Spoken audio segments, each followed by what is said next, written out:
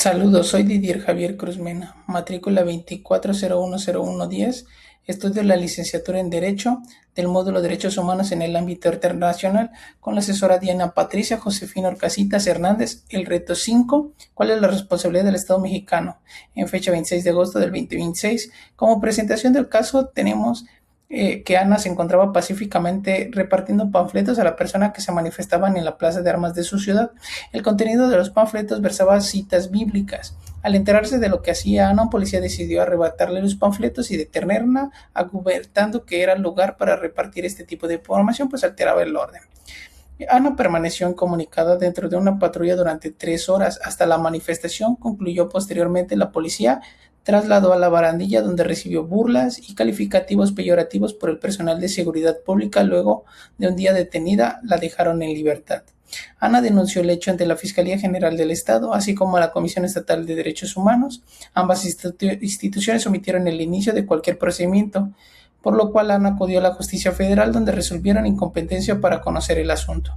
2 años después, Ana presentó su caso ante la Corte Internacional de Derechos Humanos. Y la pregunta es, ¿consideras que existe responsabilidad por parte del Estado mexicano? Definitivamente sí, el Estado mexicano es internacionalmente responsable por las violaciones a los derechos humanos cometidas contra Ana con base en la doctrina establecida por la Corte Interamericana de Derechos Humanos en múltiples casos contra México. La responsabilidad por actos de agentes estatales y la jurisprudencia de la Corte Internacional de Derechos Humanos es clara. Los actos de agentes policiales son imputables al Estado independientemente de si excedieron sus instrucciones. En el caso de Mujeres de Atenco 2018, la Corte declaró la responsabilidad internacional de México por tortura física, psicológica y sexual cometida por policías, estableciendo que el uso indiscriminado de la fuerza por parte del Estado es resultado de la ausencia de regulación adecuada de los agentes y supervisión impermanente.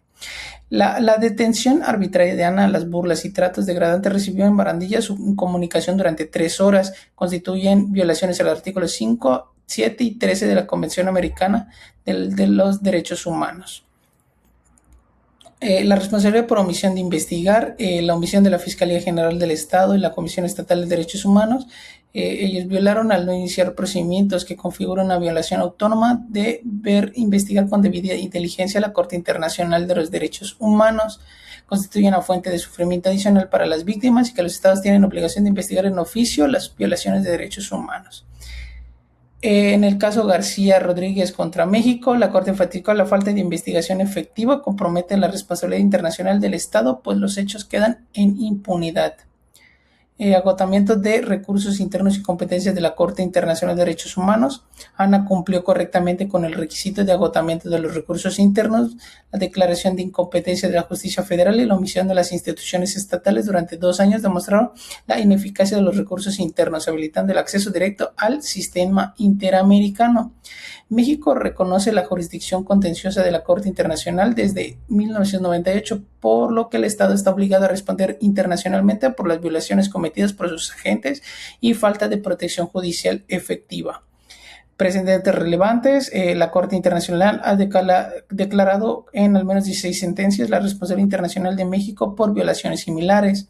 El caso de Mujeres de Atenco del 2018 por detenciones arbitrarias y tortura y falta de investigación. Caso Zompatle Tepicle en 2023, detección arbitraria y arraigo inconstitucional. Caso Alvarado Espinosa 2018, desaparición forzada, impunidad. Caso Ernestina Asensio 2026, violencia de género y discriminación y omisión investigativa. En todos estos casos, la Corte ha ordenado al Estado mexicano investigar y sancionar todos los responsables y reparar íntegramente a las víctimas, realizar actos públicos de reconocimiento de responsabilidad e implementar garantías de no repetición mediante las reformas estructurales. Como parte del caso 2, tenemos durante la pandemia del COVID-19, el gobernador de una entidad federativa publicó un decreto por medio del cual se declara obligatorio el confinamiento en el domicilio particular de los habitantes de un horario de 18 horas a 9 horas. Asimismo, preveía una multa de 1,500 a quien infringiera esta disposición. De no contar con recursos para el pago de la multa, el decreto previo a 36 horas de arresto. Andrés, un hombre de 34 años de edad, en situación de calle, caminaba por la avenida principal de la ciudad a las 20 horas. Cuando un militar lo vio, lo detuvo y lo presentó a la Secretaría de Seguridad Pública, donde le fue exigido el pago de la multa. Andrés argumentó no tener casa habitación, familia ni dinero para pagar la multa. Como consecuencia fue privado de la libertad durante 36 horas, boletinado en redes sociales como el primer detenido, un sinvergüenza capaz de negar a su familia con tal de no pagar la multa. Derivado de lo anterior, fue localizado por una asociación civil a través de la cual se planteó su caso en jurisdicción. ¿Consideras que existe responsabilidad por parte del Estado mexicano?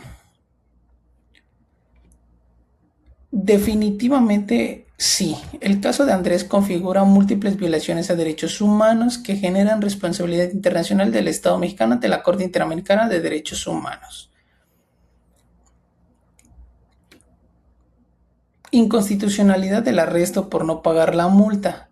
Aunque el artículo 21 constitucional permite el arresto hasta 36 horas por no pagar la multa, la Suprema Corte de Justicia de la Nación estableció jurisprudencia en mayo del 2026, declarando inconstitucionales las multas de monto fijo, el arresto administrativo automático. En caso de Chiapas, la Corte determinó que las sanciones fijas vulneran el artículo 22 constitucional al impedir valorar la gravedad de la infracción y la situación económica del infractor. El decreto del gobernador estableció una multa fija de 1.500 y 36 horas de arresto automático, exactamente el tipo de disposición que la Suprema Corte de Justicia de la Nación declaró inconstitucional. Violación al principio de igualdad y no discriminación. La aplicación del decreto a una persona en situación de calle como Andrés constituye discriminación por condición social. Las personas sin hogar no pueden cumplir con la obligación de confinamiento en domicilio particular porque carecen de vivienda. El Estado tenía la obligación de adoptar medidas diferenciadas para poblaciones vulnerables. La Comisión Nacional de Derechos Humanos y organismos estatales emitieron recomendaciones señalando que las medidas sanitarias debían ser exclusivas y con enfoque de derechos humanos, particularmente para personas en situación de calle. La detención arbitraria e ilegal. La detención de Andrés viola el artículo 7 de la Convención Americana de los Derechos Humanos, derechos a la libertad personal, por múltiples razones. Ausencia de causa justificada. Andrés no cometió infracción alguna, pues le era materialmente imposible cumplir el confinamiento domiciliario. Desproporcionalidad. La sanción fue automática sin considerar sus circunstancias. Discriminación. Sí aplicó una norma que no contempla su situación de vulnerabilidad. En el grupo de trabajo sobre la detención arbitraria de la ONU establece que en mayo del 2020 la prohibición de la detención arbitraria es absoluta incluso en tiempos de emergencia pública. Violación a la dignidad y trato degradante. La publicación de la fotografía de Andrés en redes sociales como calificativo sinvergüenza, capaz de negar a su familia. Este constituye violación al derecho a la honra y dignidad. En el artículo 11, un trato cruel, inhumano y degradante. Artículo 5, estigmación y criminalización a una persona en situación de vulnerabilidad. Y la Corte Internacional de Derechos Humanos ha establecido que la exposición pública y humillación de detenidos, especialmente de personas en situación de vulnerabilidad, configura una violación autónoma a la integridad personal. Hay una omisión del deber de la protección reforzada. El Estado mexicano tiene la obligación de protección reforzada hacia personas en situación de calle reconocida en la jurisprudencia nacional e internacional durante la pandemia. Esta obligación se intensifica debido a mayor riesgo sanitario y social. El decreto del gobernador no contempló excepcionalmente para personas sin vivienda, no estableció medidas alternativas para poblaciones vulnerables y ignoró las recomendaciones de organismos de derechos humanos sobre enfoques diferenciados. Esta omisión configura una falla estructural en la protección de derechos humanos que genera responsabilidad internacional. Precedentes relevantes de la Corte Internacional de Derechos Humanos. La Corte ha declarado la responsabilidad de México en casos similares. Caso García Rodríguez y otro contra México en el 2023, detención arbitraria y falta de individualización de sanciones. Caso Tzompantle, Tepicle contra México, privación de libertad sin causa justificada.